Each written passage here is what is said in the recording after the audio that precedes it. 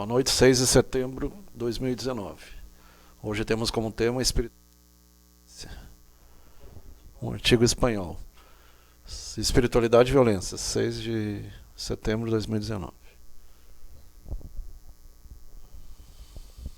Espiritualidade em épocas de violência e medo. Ismael Bárcenas, SJ.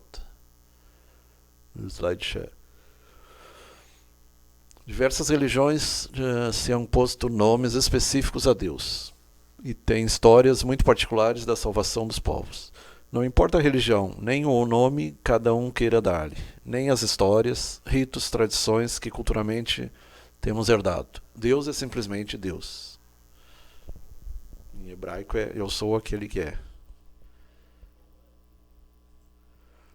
Muitas vezes a religiosidade popular deposita sua confiança em certas expressões, como santos, medalhas, estampilhas, novenas, milagrosos, milagres e adereços.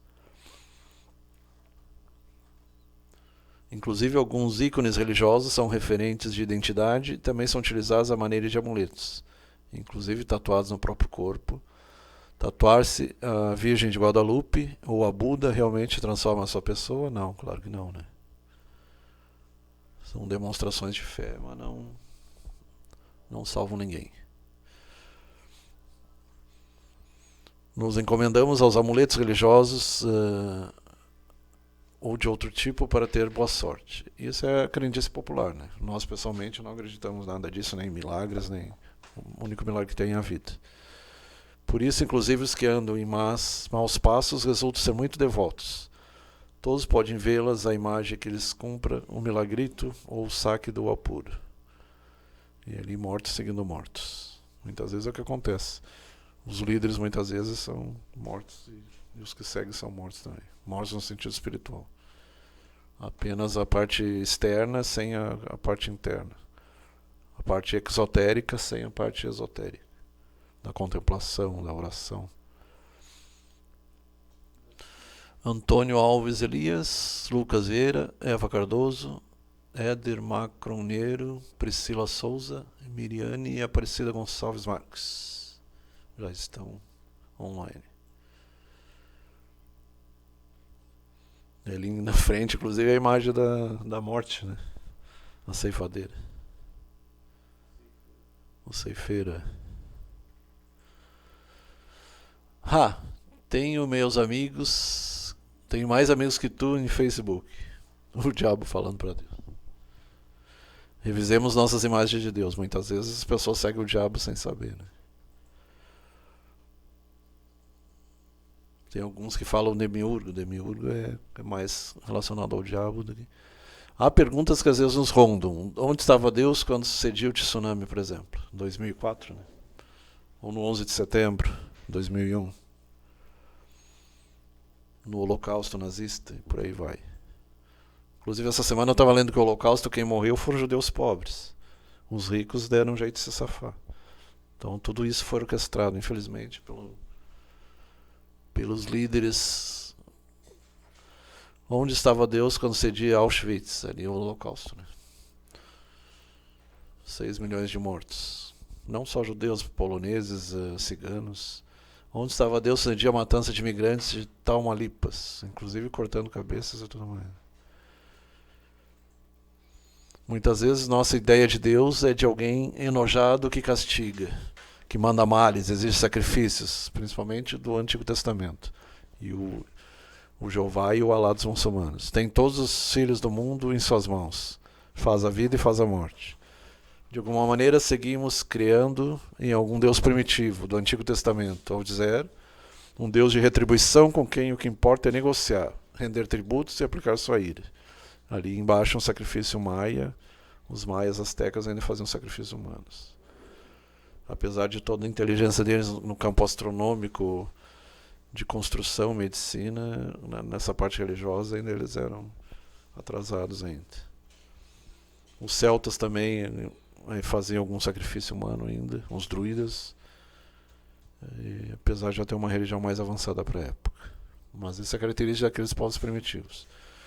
Eles seguiam a um Deus que castigava, um Deus que pedia sacrifícios, um Deus que pedia sangue, sacrifício de sangue, seja de pessoas, seja de animais, e que protegia uns e castigava outros. Essa era a concepção de Deus há 3.000 anos atrás. Infelizmente tem gente que ainda segue esse tipo de Deus. Tem temor a Deus e não amor. Vê Deus como algo terrível, com muitas características humanas. Em efeito, nossa vida é frágil, pende de um fio de cabelo a cada instante está exposto ao sofrimento e à morte. Não somos eternos, algum dia morreremos. A certeza da vida é que a morte é algo certo, é a única certeza, a única coisa certa.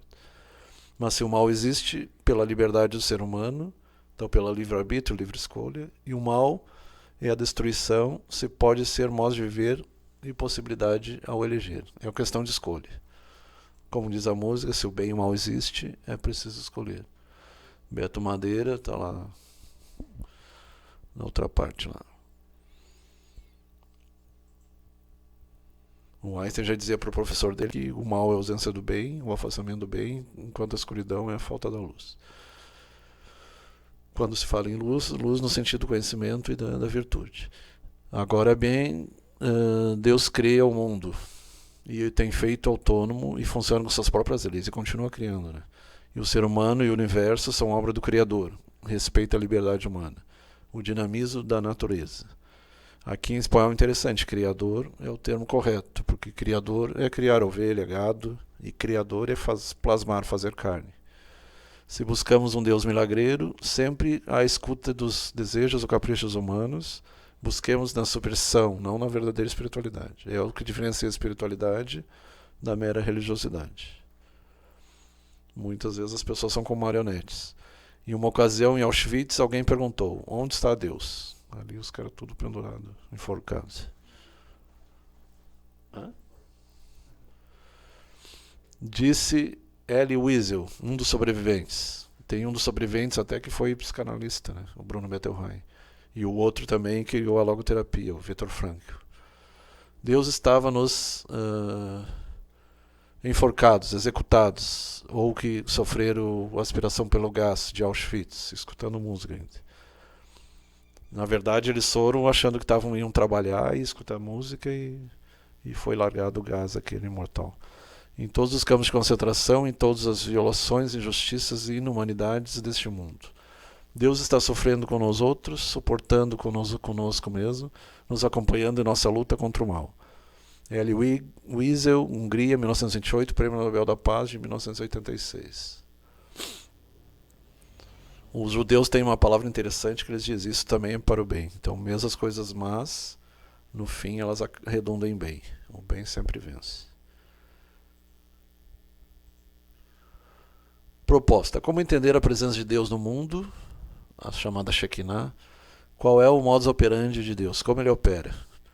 Não é alguém que anda intervenindo. Para começar, ele não é alguém, ele é a energia suprema, né? A inteligência suprema, causa primeira de todas as coisas. Nem manipulando. Deus é a verdade. É um pai bom que cria seres livres. Ele plasma seres livres. A escolha é de cada um, entre seguir a luz e seguir as trevas. É um Deus que se joga a vida conosco.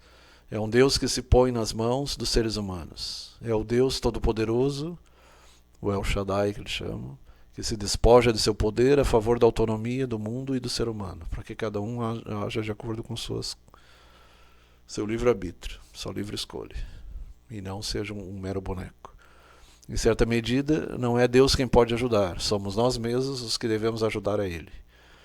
Deus, segundo a Cabala positiva, é o doador universal, e nós somos receptores. Quando nós passamos a ser doadores também, passamos a seguir como Deus, como fez Jesus. Deus se prega como um treinador para que a pessoa exerça a sua liberdade. Deus não tira os pênaltis que a nós outros nos corresponde fazê-los. Então, ele auxilia, mas ele não faz. Cada um tem que fazer a sua parte. Há que migrar a nossa imagem de Deus, e há que mudar essa imagem. O Deus que faz tudo no mundo. Há um Deus que gera nosso dinamismo interno, nosso sentido de orientação. Mas não tomar mão das coisas, nem substituir nossa liberdade. Nós fazemos Tudo é lícito, mas ainda nem tudo me convém, como dizia Paulo de Tarso. Deus não nos soluciona nada, mas nos acompanha sempre. Deus se implica com nós outros, se preocupa com nós outros. Luta a nosso lado, contra o mal e contra o sofrimento, contra o que nos desumaniza e contra a insegurança. Sempre mantém sua condição de amor criador, que reconstrói, sustém, alenta, impulsiona, acompanha, mas nunca infantiliza. Nos convida a assumir nossa liberdade e responsabilidade. Ele dá o principal, que é a vida, e aí cada um tem que fazer a sua parte. Oração de Et Willesum. Morreu em Auschwitz em 1943. Quero ajudar-te, Deus, para que não me abandones. Com cada latido do coração, cada batida do coração, compreendo mais claramente que não podes ajudar-nos, senão que devemos ajudar a ti, defender tua morada dentro de nós. O reino de Deus está dentro de nós, até o último momento. Por isso que a gente deve evitar ao máximo a questão do cigarro, do álcool em excesso, da droga, porque o corpo também é um templo de Deus. Simone Bortolato, Beto Madeira e MF Sul. O reino de Deus está dentro, está próximo. Oração de uma mãe de uma criança em agonia. Lembrando que a oração de mãe é a oração que vai mais longe no espaço. Muitos são tirados, por exemplo, suicídios, são tirados das zonas de suicídio, dos umbrais de suicídio, pelo efeito das mães. Getúlio Vargas foi um desses casos. Um Getúlio em dois mundos. Me he sentido acompanhada por Deus. Deus não me ha solucionado nada. As amigas e amigos piedosos rezavam, encarregavam missas, marcavam missas, mas Deus não fez nada. Melhor dito, fez muito. Me deu a força para estar junto à minha filha e para sobreviver à dor. Me esteve acompanhando sempre e segue dando sentido à minha vida através da morte de minha filha. Então muitas vezes a gente não compreende, mas tudo tem sua razão, seu porquê, nada é por acaso. Lembrando que esse mês de Setembro Amarelo, que é a prevenção do suicídio, 188, o Centro de Valorização da Vida, e o CAPS, que é a parte da saúde mental, a gente deve evitar ao máximo a querer julgar e a questão da vingança. Tem um ditado chinês que diz que são 100 anos. Se tu não conseguir controlar a raiva, são 100 anos que tu vai ter que pagar para corrigir. E às vezes em 2 segundos tu faz uma besteira. Tu pode matar alguém, pode causar, assim como o suicídio, mata o corpo, mas não mata a alma. A alma é imortal. A alma sobrevive à morte do corpo. Só o corpo que morre. A morte é biológica, não é da alma. A alma é reflexo de Deus, ela não morre. Então, mudança de atitude. O que tem que mudar sou eu. Tenho de trabalhar mais pela paz, para compartilhar o melhor de mim e erradicar a fome e a injustiça no mundo. Deus não nos suplanta, atua através de nós. Cada um de nós é um instrumento de Deus. Por isso o termo médium, que é medianeiro. Cada um é um medianeiro. Deus atua com nós, nunca sem nós. Não é uma ação mágica, é uma ação de nós, em nós e com nós. Deus está conosco, buscando o nosso bem. Deus necessita de nós para refazer a paz em nosso mundo. E o repartir, o compartilhar, distribuir. Um conto de Anthony de Mello, S.J. Era um dia chuvoso e cinzento. De pronto, me encontrei a uma criança, uma menina, tiritando de fome e de frio. Me encolerizei e reclamei a Deus. Como é possível, Senhor, que havendo tanta gente que vive na riqueza, permitas que essa criança sofra fome e frio? Lembrando que tudo que é produzido no mundo daria para alimentar a população inteira. O problema é que é mal distribuído e muitas vezes é jogado fora. Como é possível que quedes assim, tão tranquilo e indiferente ante tanta injustiça sem fazer nada? Depois de um largo silêncio, senti a voz de Deus que me contestava. Claro que tenho feito algo. Te fiz a ti, porque nós somos instrumentos de Deus. É muito difícil ele atuar diretamente no mundo. Ele utiliza os seres humanos, também os anjos, que já foram seres humanos e nós seremos anjos no futuro também. É Deus quem verdadeiramente anima a búsqueda. E esse sacerdote que está a foto aí, Teilhard de Chardin, ele foi muito longe. Ele diz que nós começamos lá no reino mineral, desde lá da ameba, passando pela ameba e pelo vírus, até chegar à fase animal e hominal, e rumo ao angelical e o sagrado, o divino. Ele anima a busca de tudo quanto alivia e tudo quanto sana, tudo quanto cura. Inclusive o caso dos não crentes, dos ateus, sem importar a religião. Então não interessa a religião, interessa o que tu fez com a vida que foi dada a ti. Quanto mais nos oponhamos ao sofrimento, com todo o nosso coração e com todas as nossas forças, tanto mais nos aderimos ao coração e ação de Deus. Padre Teilhard de Chardin, sacerdote jesuíta. E esse era um dos grandes da Companhia de Jesus. Tem pessoal que segue uma linha meio torta, mas esse aí foi um grande. E perguntaram ao Dalai Lama qual é a melhor religião. E eles esperaram que ele ia dizer, é o budismo, é o lamaísmo. E ele diz, a melhor religião é a que faz melhor a pessoa. Ou seja, mais compassiva, que faz mais sensível, mais desprendido, mais amoroso, mais humanitário, mais responsável. A religião que seja capaz de fazer isso de ti, essa era para ti a melhor religião. Igual com a espiritualidade, o meu sentido da espiritualidade. Ele tem livros fantásticos, né? O Dalai Lama tem livros muito bons. O budismo tem várias vertentes, tem até budismo que não fala em Deus, mas ele fala muito na questão da espiritualidade. E no autoaperfeiçoamento, o conhece a ti mesmo, do Sócrates. A espiritualidade é centrada no reino de Deus. Cada um se salva por si próprio, segundo o budismo. Não importa seu nome. Pode ser Alá, pode ser Jeová, pode ser Manitou. Não importa o nome, tem mais de 38 nomes. Ao dizer, se alimenta de um Deus que só busca e quer uma humanidade mais justa e feliz, construir um mundo mais humano. É Deus dos vivos, como dizia Jesus e Paulo, né? A espiritualidade deve colocar-nos ao serviço de todos. A espiritualidade convida à transformação. Por isso que no Espiritismo se diz sem caridade não há salvação, porque o que salva é o bem que tu faz, é o amor em ação, caridade. Oração começa com orar e termina com ação. Tudo tem que ter ação. Ao viver fazendo bem e curando as pessoas da dor e do medo.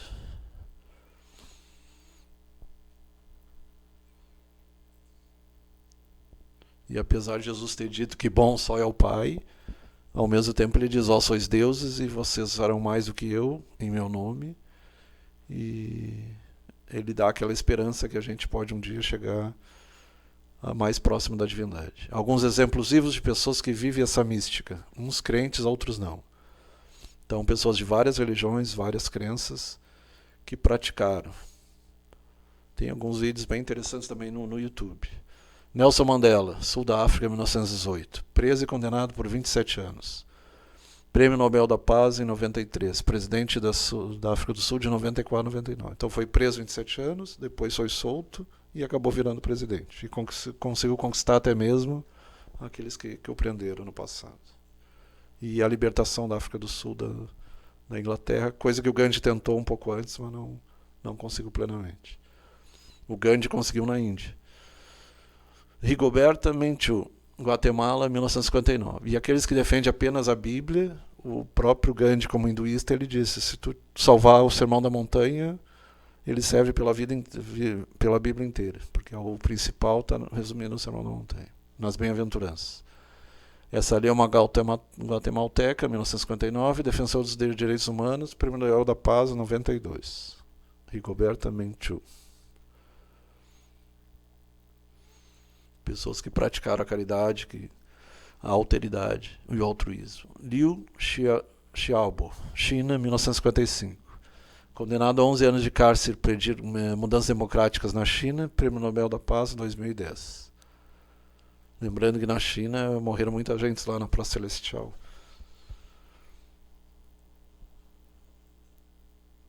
Aung San Suu Kyi, Birmânia, 1945. Seguindo o exemplo pacífico de Gandhi, apoiando-se na fé budista, ha lutado pelas mudanças em seu país. Não é uma mais dos 700 presos de consciência da Birmânia. Prêmio Nobel da Paz, 1991.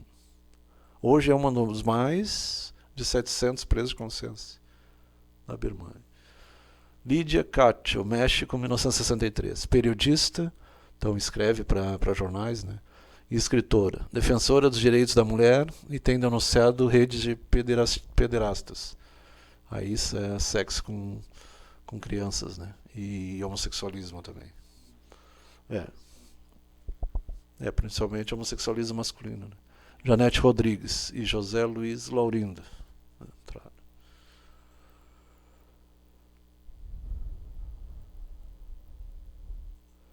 Isabel Miranda de Wallace e Alejandro Martí, mexicanos, sequestraram e mataram seus filhos. Atualmente são ativistas de um México sem violência. Alejandro Martí disse aos políticos: se não podem, renunciem.